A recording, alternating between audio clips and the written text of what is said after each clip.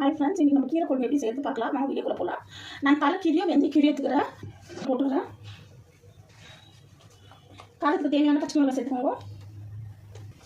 பூண்டு, ஒரு வெங்காயம்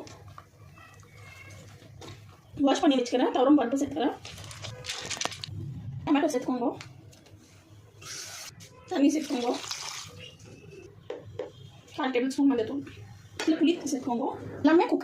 எல்லாமே ஒன்றா சேர்த்து குக்கரில் க்ளோஸ் பண்ணியிருக்கிறேன். 2 விசில் போதும்.